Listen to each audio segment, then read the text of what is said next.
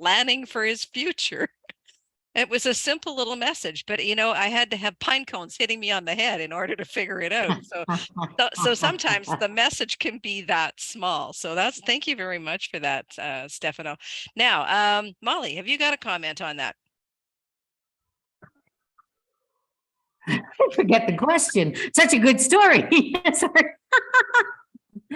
Oh, what do the speeches sometimes have several messages that you can give at the end?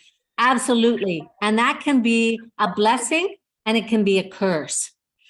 Definitely for me, when I was doing my final speech, I changed that final speech ending every single time I gave it. I never knew what the ending to my speech was ever going to be, because all of a sudden I'd get halfway through my speech and I would think of something and it would take me in a different direction and I'd end up with a different message. If you're going to compete in a competition, you really got to hone in to one of those messages and work with one instead of going zigzagging all the time, or at least zigzag for a while, try out all sorts of different messages with all sorts of different audiences. But at least within a month of, if you get to the finals or semifinals, hone it down and make sure you only have one message that you're practicing and you're getting through on, because it can throw you off if you don't know your ending. Absolutely.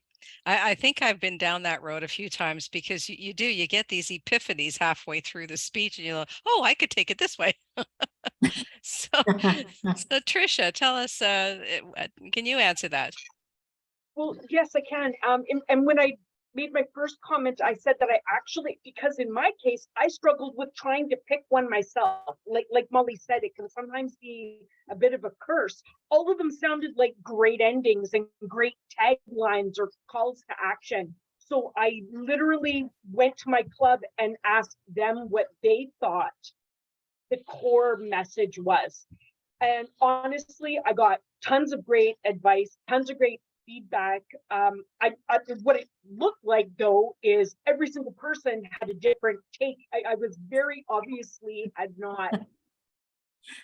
I was way too broad, and Molly's got it absolutely right. You need to focus on one message with lots of stories, perhaps, but one key message for what you're delivering. So I took a look at what everybody's feedback was, and then found what resonated most with me, and I built it from that angle there.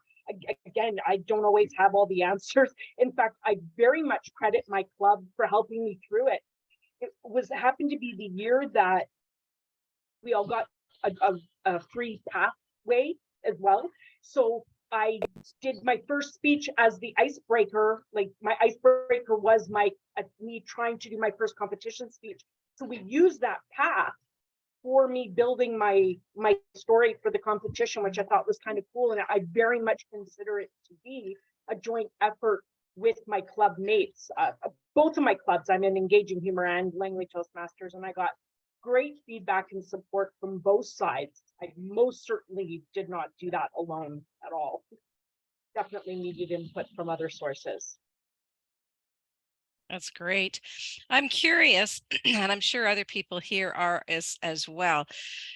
Once you've got your idea and you've got the direction that you want to go with your message, how do you build your speech? How do you actually decide what comes first, the chicken, the egg, or the chicken crossing the road? How do you actually sort it out and develop the speech? So who would like to go first on that? Stefano. Sure. I take the message and I reverse engineer the entire speech around the message. If you do it the other way around, you end up painting yourself into a corner where you have a great speech, but it doesn't match your message. So I strongly, when you're doing a speech like this, in order to take people through the range of emotions you want to in 5 to 7 minutes, you have to edit it ruthlessly. So anything that doesn't relate to your message, cut it out. And everything that does relate to your message, keep in. But you have to be ruthless. Sometimes you end up getting rid of stuff that you absolutely love, but it's all about your message. So keep what supports it and take out everything else. Reverse engineer. That's a great idea. For me, one of the things I remember doing a lot was when I would practice, if I kept forgetting a certain part of my speech, I discovered that it wasn't really relevant. Because if you can't remember it, if you can't remember it, why would it be relevant for somebody else, right? Who else would like to answer that? Tricia. I tend to go back to literal old school. I use the cut and paste method, but not the newfangled with the computer mouse, highlight, cut. I write down sections and ideas, and I lay them out like a puzzle and put them in order. And if I don't like it, I literally, and just like Karen's and Stefano both said about needing to just sometimes let stuff go, I literally take it like a bunch of little blocks, and I am building a story of ideas with little sections of paper. And I find that to be effective, because deleting is as simple as just yoink and chuck something behind you if it does not add value to what you're saying. It doesn't need to be a sophisticated system. It can be literally as simple as cutting and pasting pieces of paper and making a map or a puzzle of where you want to take your story. That's a great idea. That is old school. My father used to write, and he would do that. He would, he was writing his thesis, and he'd, decide he liked something better, and he'd write a little piece in and he'd paste it over what he had before. So that's a good idea. Molly, have you got any thoughts on that? I have a totally different process than these two. Stefano and Tricia, I should be following your technique, because it would take a lot less time than the way I do it. Oh my goodness. I do it way the hard way. I start off by dictating a scenario of a story, and I will just talk and talk and talk and talk. And it's really long. Every single detail I can think of about the story, the size of the room, the colors of the chairs, what people look like, everything I can remember. So that's where I start off with a super long story. And then I go through and I start slicing, going through where can I combine some of the different things that I've seen or I've heard, or the messages that I'm thinking about. Instead of saying, I went into a big room, sentence. It had red chairs, sentence. There was a man over there with, white hair. I might combine that all into one sentence. So I try to make the sentences more concise. I then look at the sentences, at the structure of them. What do I have at the last word of every sentence? To me, has to be a powerhouse sentence. And each sentence has to be important on its own. I go through that. I then keep going back to Stefano's.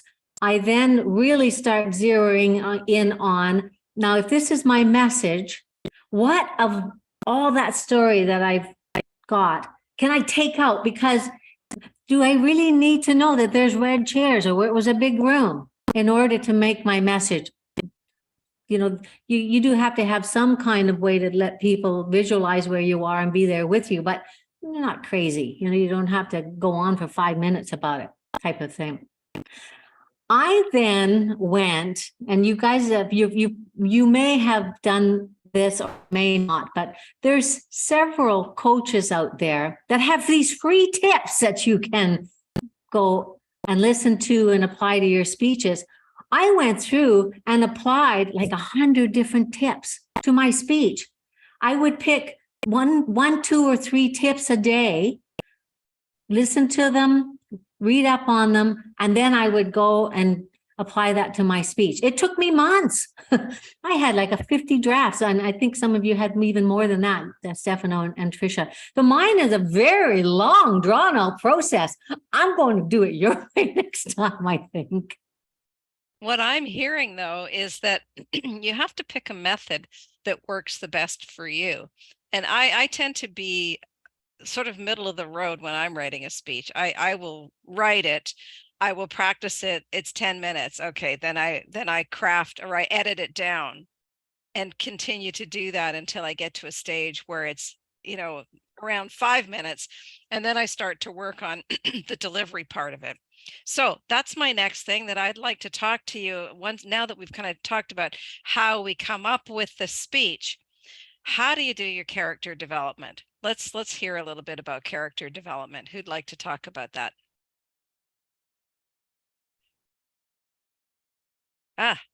Molly, go ahead. Characters are fun. The reason that the characters are fun is because you can put people right in the situation of where you are by giving the different characters. For instance, in my speech, I had my singing teacher, Mrs. Pocatera. And when I would talk to her, I was visualizing that this lady was a 79-year-old lady, and she was wanting me to go in a contest, and I didn't want to go in the contest. And we could have this conversation where she would say, Molly, just do it for the experience. And I'd say, I'm too nervous. I don't want to do it for the experience. And that way, in the character, you can bring on your emotion, bring on their emotions. You can bring on the facial expressions. Really brings everybody into your story. And I think that the dialogue and the characters that you have are monumental. They are very important in the speeches that you give, just to get people right there with you. Thank you.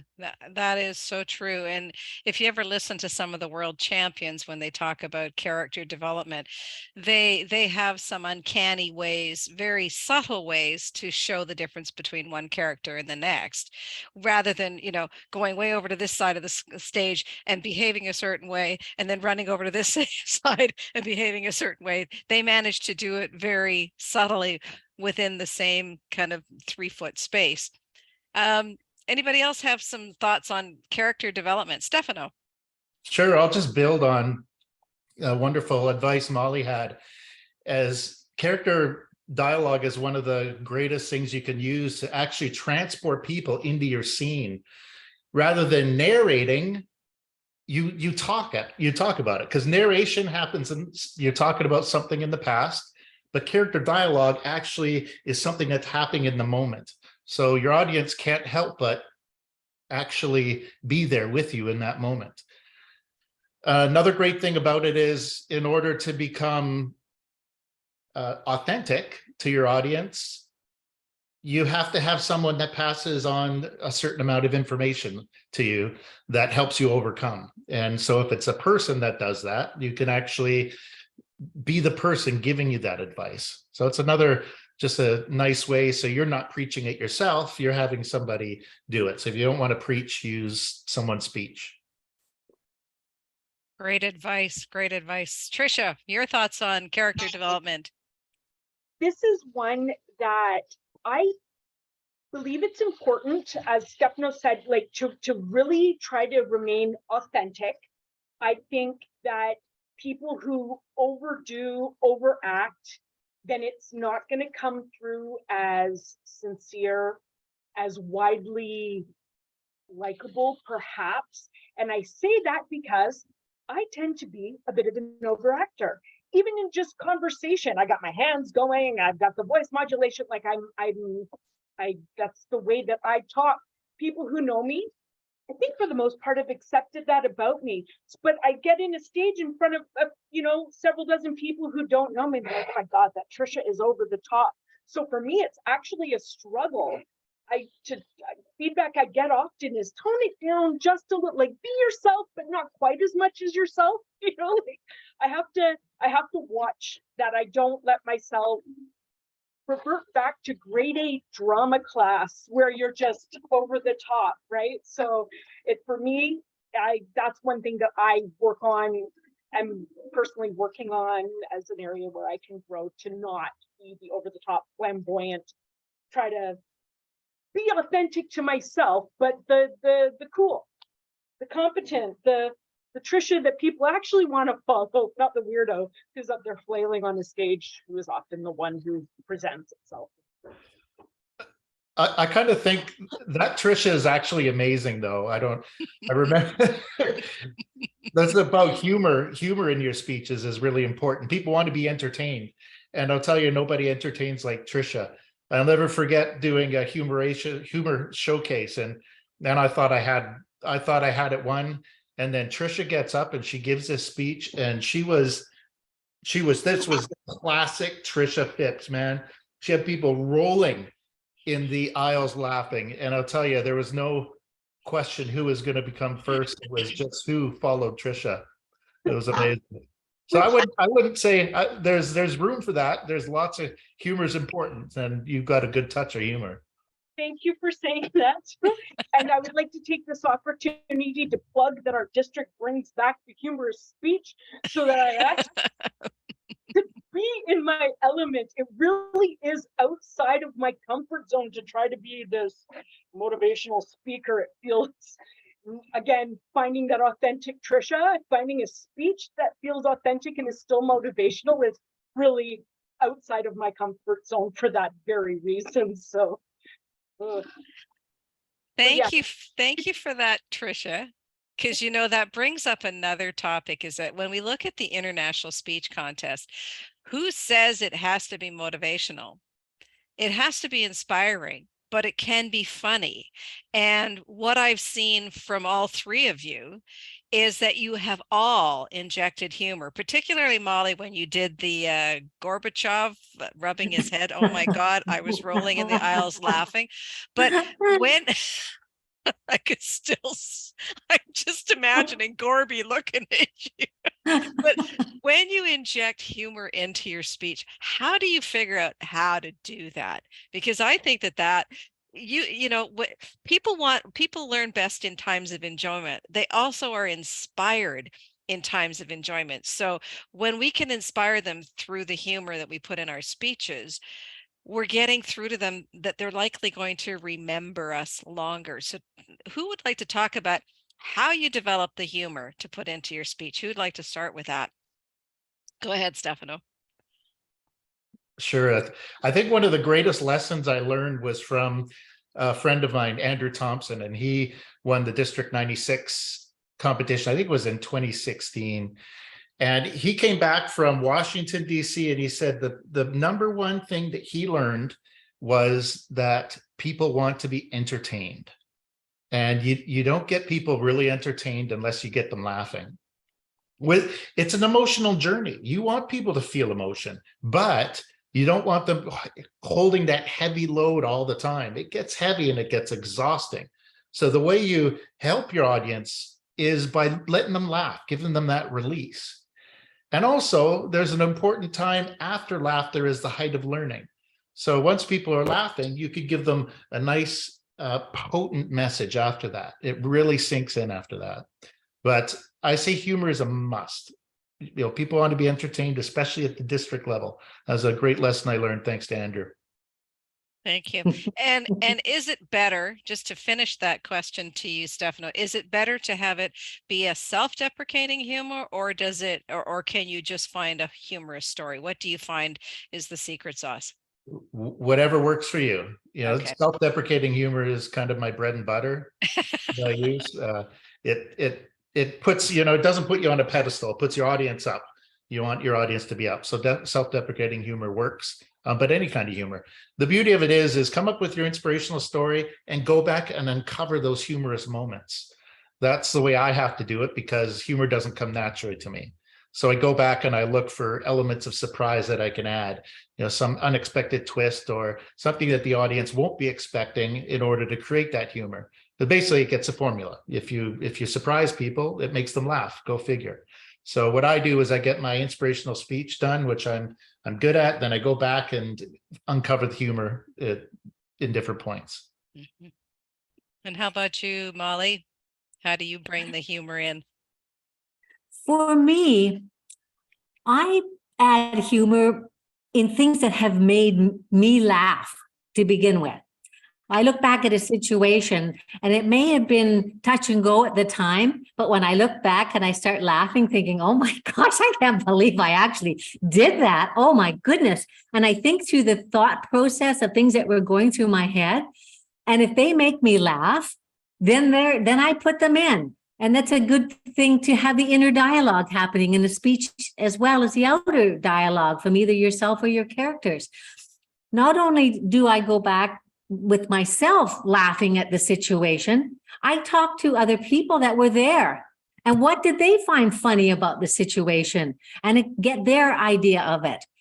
Another thing that I did recently, because in the district I'm in now, Tricia, they did have the humorous speech contest. I won the district there, so it was quite fun. Anyway, I presented, and I know both Tricia and Stefano have done this as well, in the international speech contest, as well as in the recent humor speech contest. I went to all sorts of different clubs.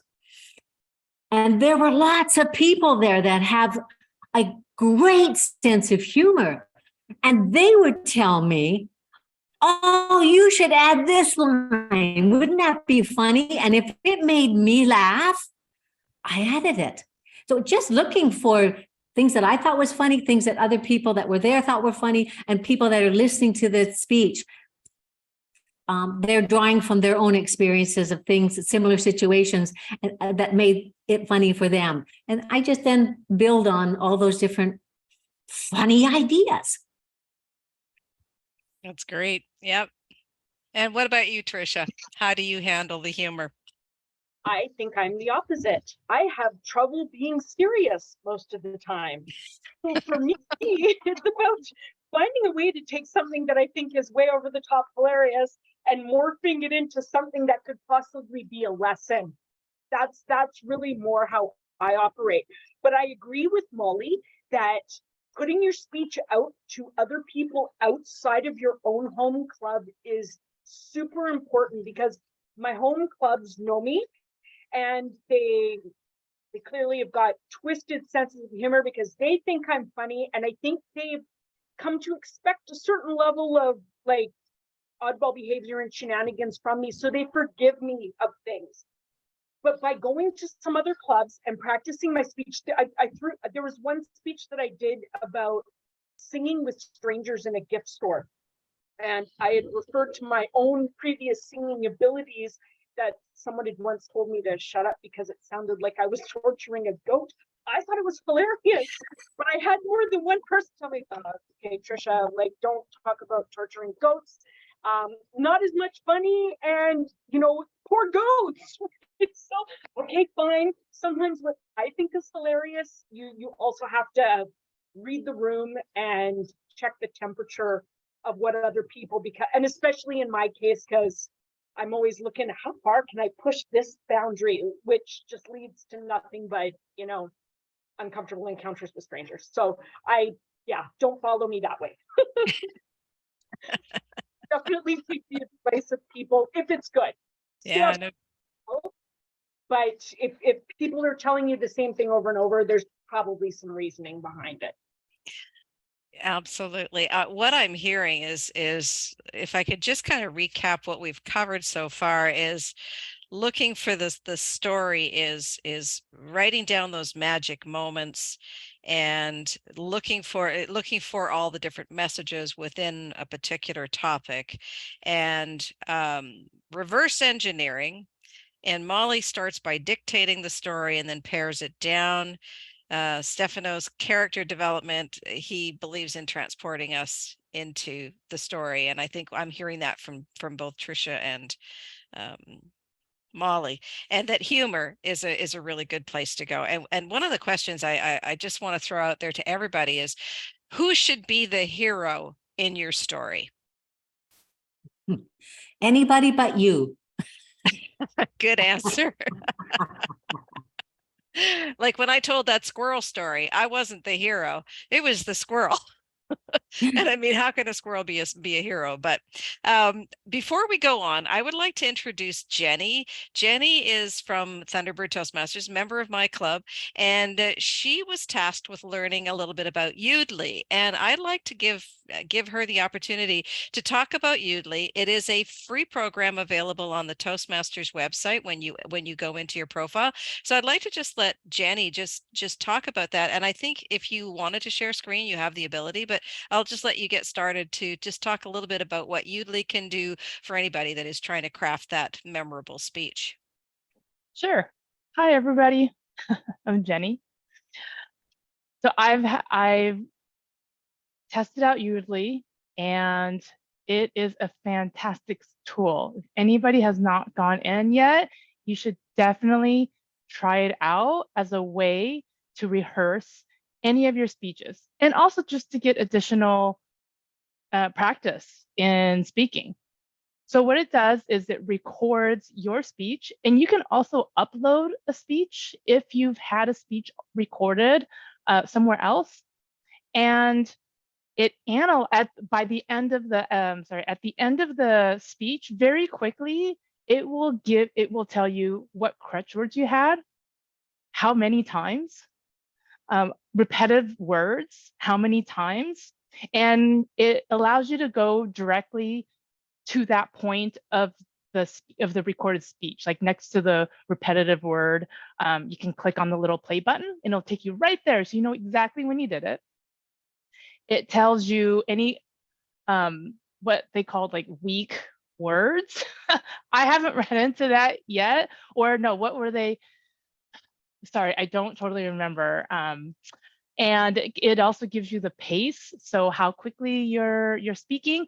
And it gives you a meter of like, okay, you're on the fast side or you're on the slow side or you're right in the middle, and it graphs it out. Your entire speech graphs out your pace, what the normal range is, and then where you were within the range. So it uses AI technology, which is very buzzy right now, AI. And it's a great tool to just get a basic amount of feedback that you get. Of course, it's not going to replace a real evaluator, but if you're looking for some feedback while you're rehearsing your speech, it's a great tool just to give you some awareness, really, also of your crutch words. Oh, I forgot one thing. It also counts your pauses. So if it notices that you're not pausing very much, it'll suggest that you pause, and it'll detect pauses too. So it'll say like 3 seconds here and 2 seconds there. And again, you can there's a little play button to tell you exactly where that pause was. And it'll recommend add more pauses to your speech. There's games in there that you can play. So you might wonder, what's a Toastmaster speaking game? So one of them is called like Spin the Yarn, that I can remember. So what that does is you get 1 minute timer, and it'll show a word, and you have to use that word in your little speech. And then after 10 seconds, it gives you another word that you have to weave into your story, and then another word every 10 seconds. It's a little nerve-wracking when you try to do it. You're like, slow down, I can barely keep up. But yeah, that's one of the 3 games that it has. Another cool feature is it helps you practice interviews. This is really interesting. So it's got a section where there's a bunch of interview questions, and they're actually grouped to like developer questions, marketing questions, business questions. And you can create almost like a playlist. I would call it like a playlist of questions. And you can drag and drop, okay, I want this question, this question, this question, and then you hit go. And then you get like 1 to 2 minutes to answer each of the questions. And then at the end, again, it provides you all that analysis. It's a very handy tool. And you can share, and one more thing, you can share your speeches. So all the things that you've recorded, there's a little share button. You can send the link, and I sent the link to John Sherber, and he was able to view it, and he could provide feedback. If there's an area that you can provide feedback as well, and some emojis, like, great job. Okay, sorry, go ahead, Karen. I was just going to ask, can you go onto the Toastmasters site and show us where it is so that we can see it? Oh, yes, I can. Because I see that Stefano's put the actual web address into the chat window, but I think you can access this directly from. Yes. So here is my screen, and you hit login.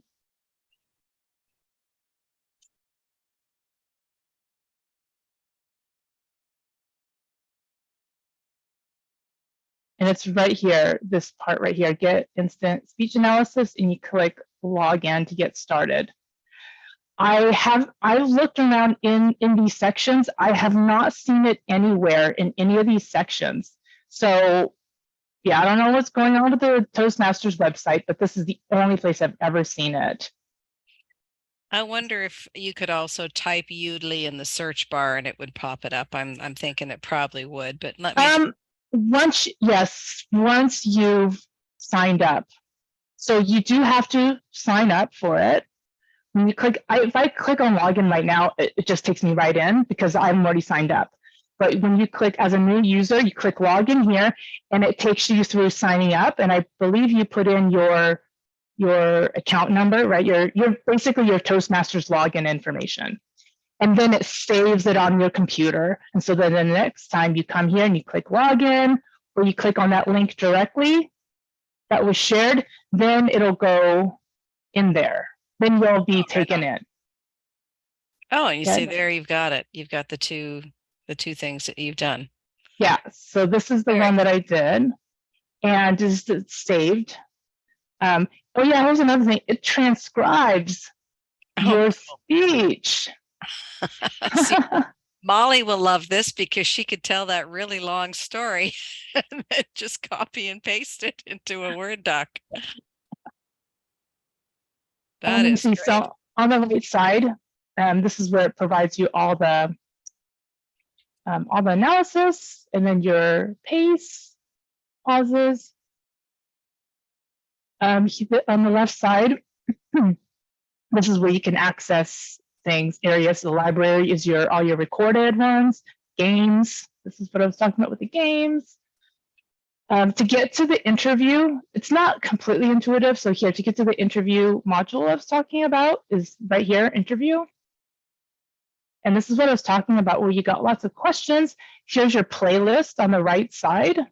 I can delete some of these. Let's go like, I don't like these pre-done questions. And I'm in marketing. So I'm going to pull some marketing questions here. See how I can just make it go.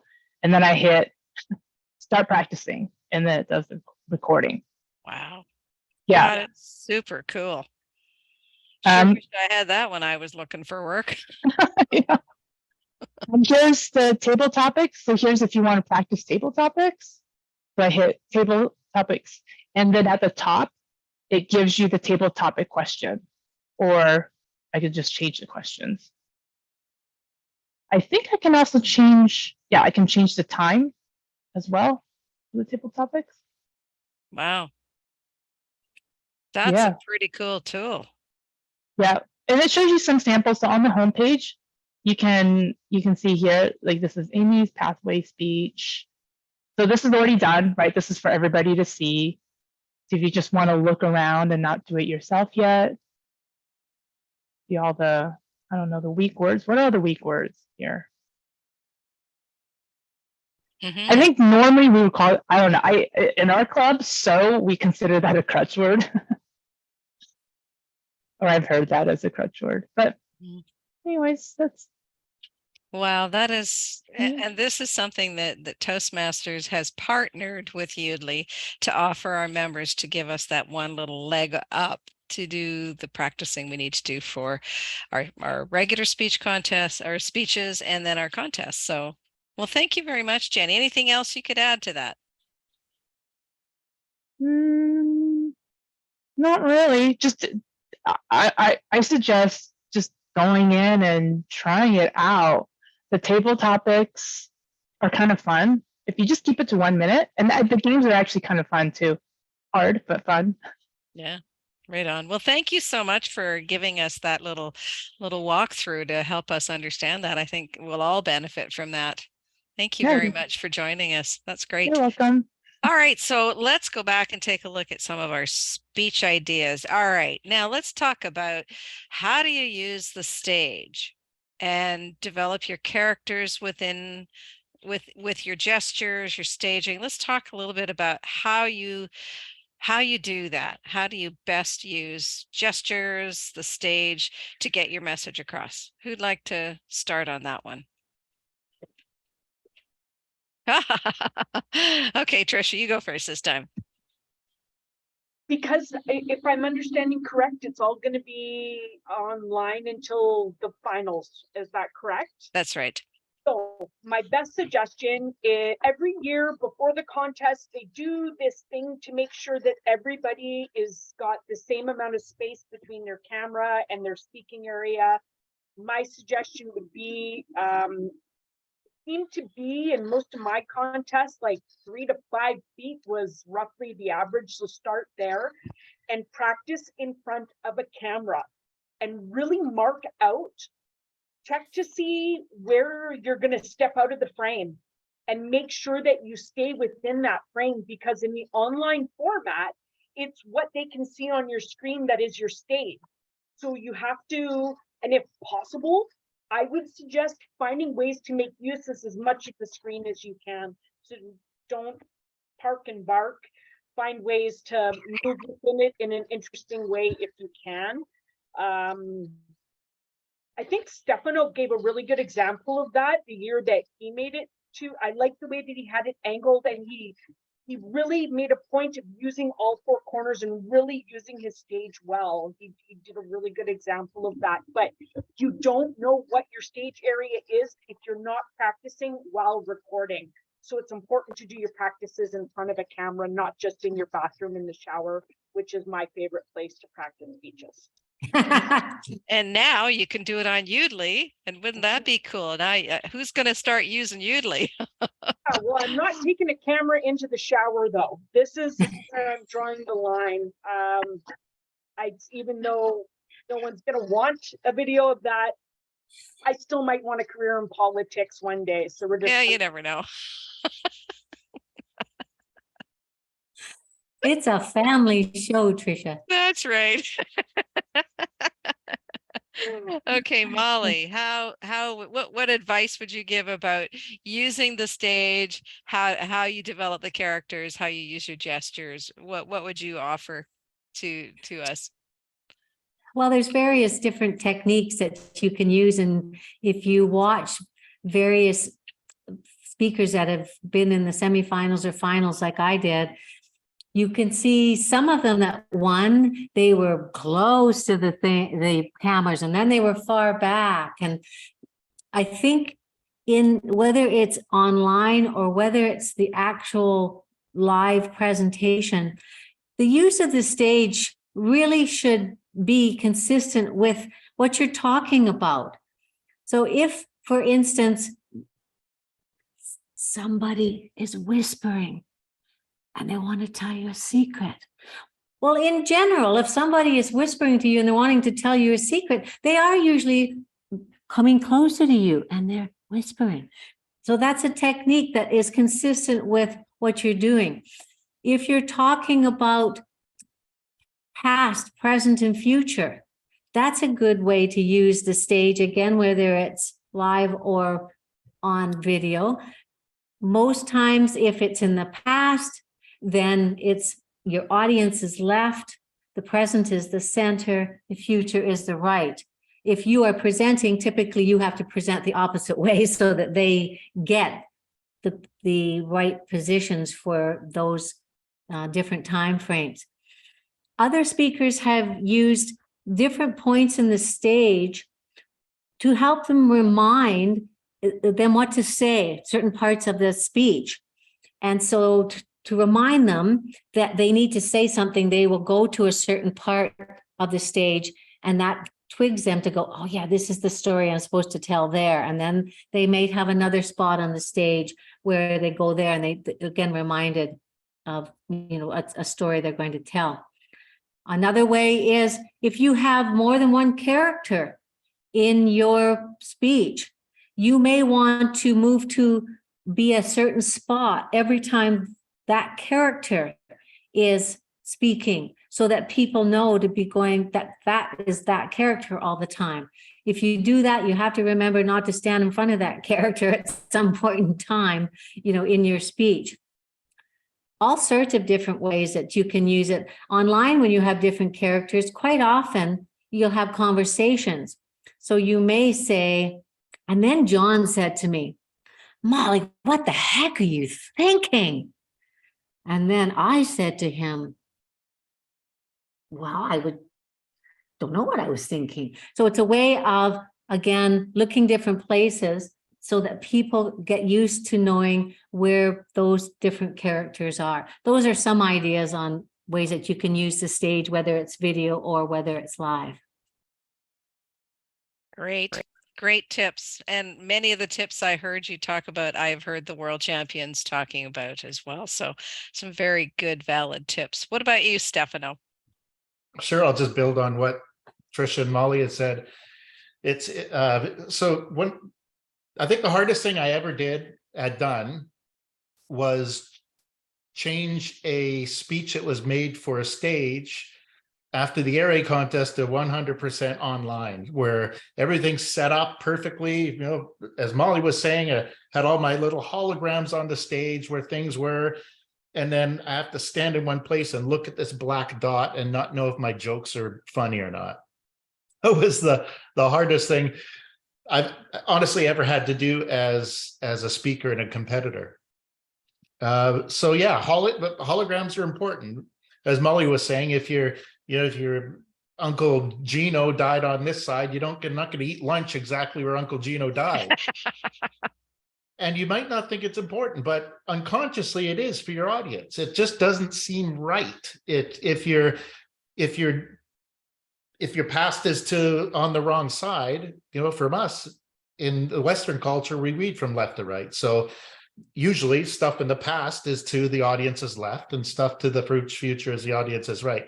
May not make it seem like a big deal to you, but unconsciously you want to influence people that way. So make sure you do exactly as Molly had said. And the same thing, you're restricted when you're looking at a black dot. But, for example, if you're talking about a picture over here and you go back to that picture, that's anchored there. These are anchors in your speech, online and in person. So respect those anchors, set them up where you want to be. And I really can't add much because Tricia and Molly really nailed it. Well, I think you had some great things to add to that, is that you don't want to step on your characters. That's very important. And when you're on a big stage, it's a little easier because the stage is so broad that you can walk a little further afield and make, Uncle Soames way over there. And then when you're still talking about the past, just be a little bit closer to center and still be able to get your point across. One of the other things I was thinking about, and I'm not sure if I can remember what it is, but what about the vocal variety in choosing how you identify those characters? Who wants to talk about identifying those characters with your voice? Stefano. Sure, you want to have a difference between you and your character.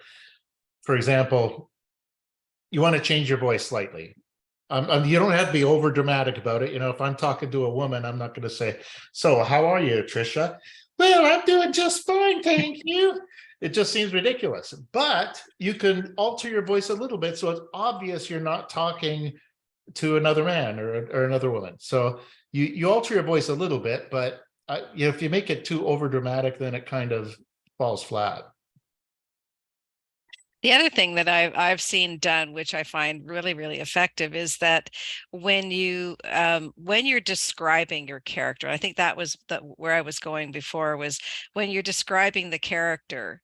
Sometimes when you describe the character, you're talking about your Uncle Tom, whatever it is, and you give that description of this wizzled old man, and everybody just automatically, if you give them a couple of descriptor words about that character, it doesn't matter whether my Uncle Tom looks like your Uncle Tom. We visualize, when you give us the descriptive words, what that character might look like for us. And that's the most important part, is that it doesn't matter whether it's the same image that Stefano is thinking about when he is referring to his particular uncle, but rather that we all get the same idea about what that character looks like, because we're all going to imagine something different, right?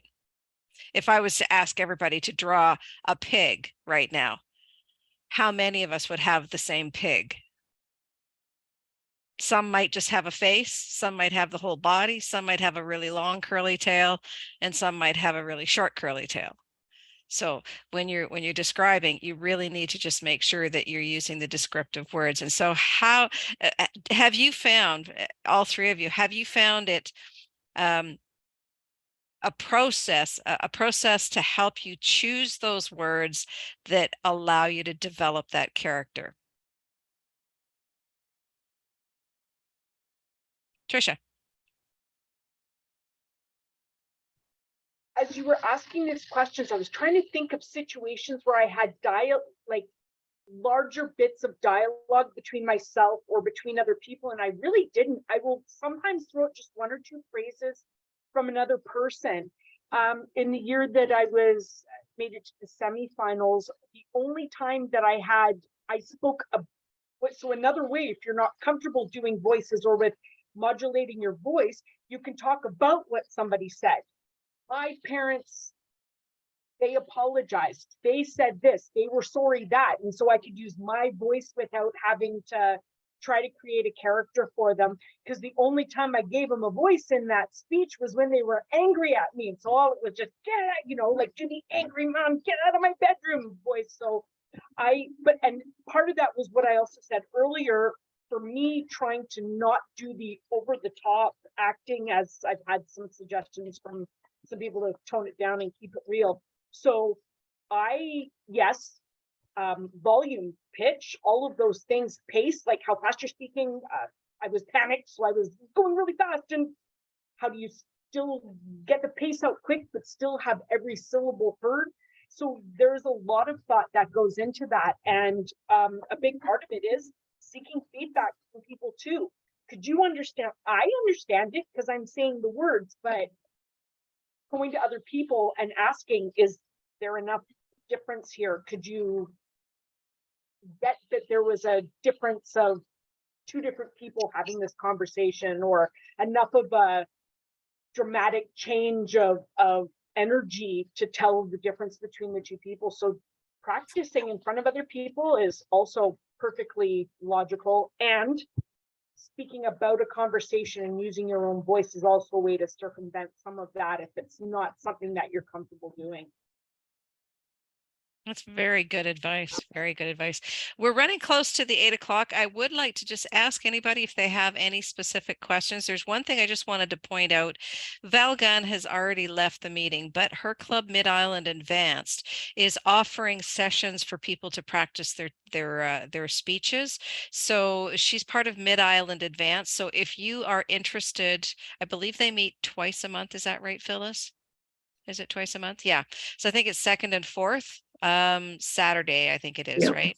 So if you are at all interested, it's Mid-Island Advanced. Just look them up on Find a Club and send them a note, and I'm sure they'd be happy to have you come in. And I think they're looking to help people with their speech contest. So Mid-Island Advanced, they're on the island here, so just keep that in mind if you are interested.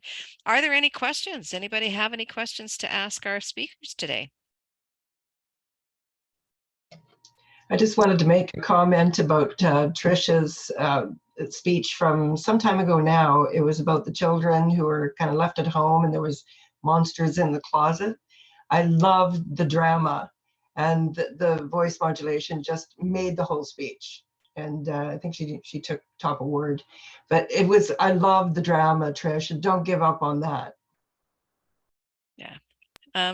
Thank you, Nancy. Suzanne. I wouldn't do this, but I've seen people when they compete that they actually just stay sitting.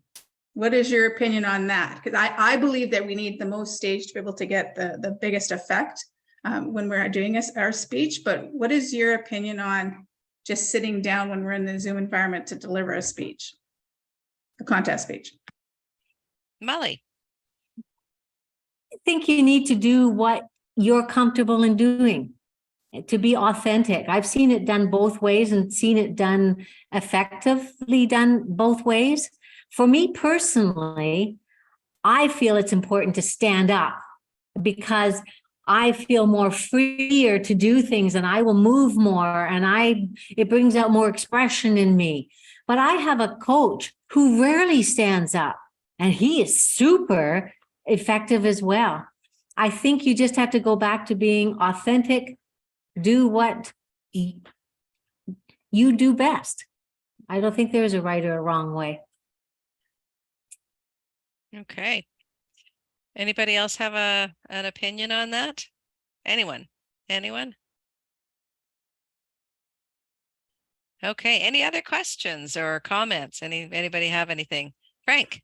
Oh, yeah, I do. I have a question. When you're in a speech contest, how do you find, like, what do you key in on when you're focusing on maybe the judging? Like, do you take that in consideration when you're developing your speech? How will judges perceive this? Will it check all the boxes they're looking for? How would you approach that? Or is it something you would even consider?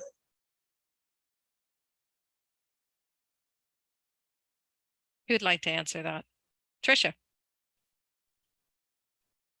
That is the big question. If I knew what the judges were going to want, I'd have already won years ago. But it's kind of arbitrary because I think Nancy was kind enough to say she loved my style and keep up the drama, and I will give the same speech for other people who tell me tone down the drama. So I personally am right now of the opinion I'd do what I want, and hopefully someone will like it and vote for me, and I'll win the contest one day. But if not, at least I'm going through life firmly confident that I am staying true to myself and remaining authentic. That's the big thing. I really want to win, but I don't know if I want to win bad enough to just follow a boring formula to make a bunch of judges happy. I'd rather write a speech that makes me happy than the judges. There you go. Well, and here's a tip for you. If you are at all interested in finding out how judges are thinking, there are 2 more judges training sessions coming up. One is tomorrow night, and you can register for that. And then the other one is on January the 19th. And we are recommending that speech contestants and judges or potential judges attend that, because now you can kind of understand through the training that you're getting what judges are looking at. And one of the things that comes up quite frequently is that when we judge, we're not evaluating. And so there's a real difference between the evaluating of a speech that you would do at a club than what you would do when you're in a contest and you're a judge. When you're a judge, you're judging for completely different criteria than you would be for evaluation. So I would highly recommend anybody that is interested in doing an international speech contest or the evaluation contest, sign up for those 2 sessions. And if you need the links, I think they came out in the newsletter. I believe that they are also on the website, but if not, just send me a note and I will make sure that you've got that. And Hiromi was asking about the contest in Area 41, and I don't have that document handy, but the dates are all set up. Basically, I can tell you that most of the area contests will be happening in the month of February or the first week of March. So you can, we're asking clubs to try and plan their contests for the month of January or that very first week of February. So I've got a note, and I will find that document and I will let you know. I'll send you an email. Okay. Anybody? Oh, Molly, you had something to add. Oh, and then Phyllis has a question too. My mind's gone blank. Okay, then we'll go to Phyllis and we'll come back to you then, Molly. I just wanted to, one of my observations since I've been a member and going to conventions, etc., and following a lot of our international winners and accredited speakers, etc., is that it's a lot of work for those who get to the upper levels or the finals. And in fact, some take 6 months, some take the whole year, right? But out of what they say, 35,000 contestants, and there's one world champion. When you competed, did you feel that you failed afterwards? But also, can you speak to what did you gain from this experience of competing? And obviously, would you recommend it to others? Okay, Molly. I definitely did not feel like I had lost.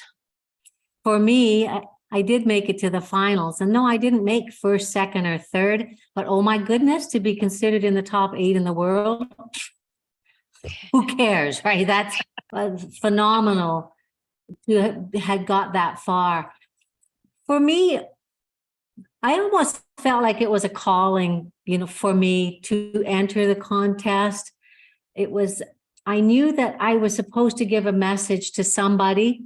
Somebody had to hear a message, the message I had from me, in order for them to do something great in their lives. Like, I really believed that. And so going in the contest gave me a chance to feel like I was doing something for something, the universe out there. When you go in a contest, it is a huge amount of work. You're practicing every day, and you're revising every day, and you're asking people every day. It is number one on your plate for months and months and months. So it is a big commitment when you're going up there. But the opportunity to work on 1 or 2 speeches over and over and over, I'll tell you, by the end of that time period, you have a speech better than you could have ever imagined. And you've been able to get pointers from people like Stefano and Tricia that helped me, and Craig Valentine, and you name it. I went to so many different clubs that gave inspiration to me and ideas that I would have never considered. And all because I went in a contest. And eventually, anything that I do in a contest, it will be used for other speeches, for inspirational speeches or keynotes or coaching and such, that will again help even more and more people. People don't go in contests because they're afraid of failure. When you don't go in a contest, you in a way, you kind of gypped yourself of the benefits that you could get from going in the contest. If the worst case basis in this world is that you're going to lose, wow, it's nothing to what you're going to gain.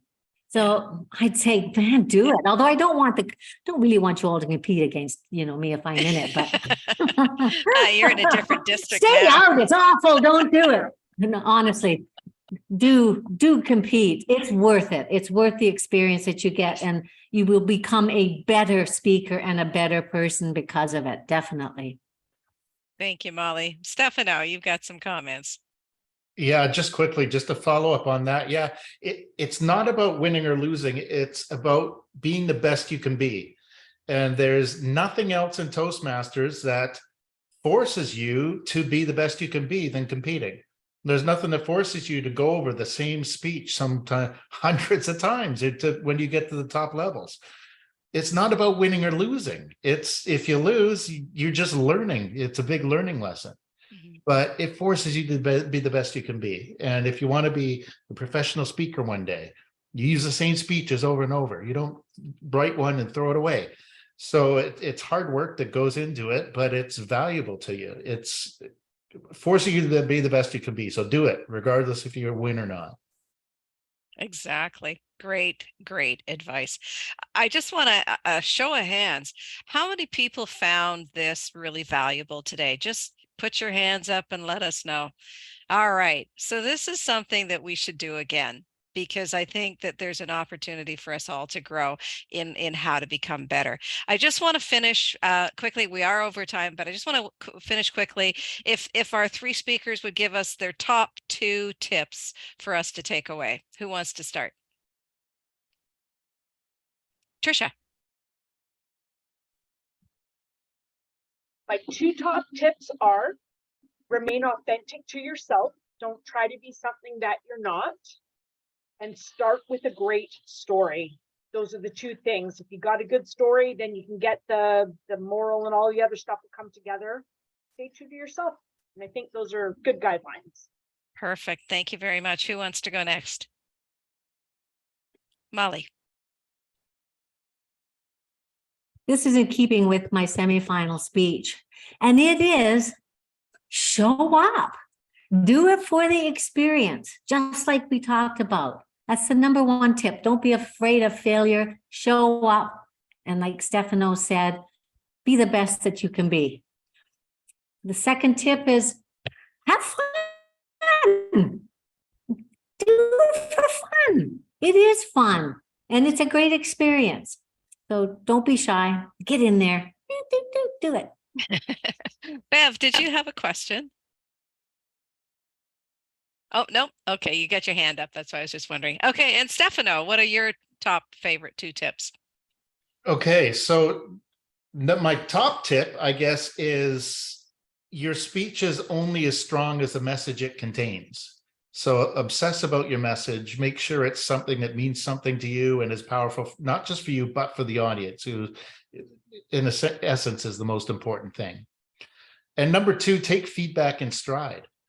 You're going to get a lot of, when you compete, you're going to shop it around at different clubs. Take it in stride. You're going to say, someone's going to tell you, well, you should hold the baby up here. And some other guy's going to tell you, no, you should hold the baby down here. Look for commonalities in what people are saying, and then bring it to a speaker you trust. It can be disheartening when you get so many different opinions about different things.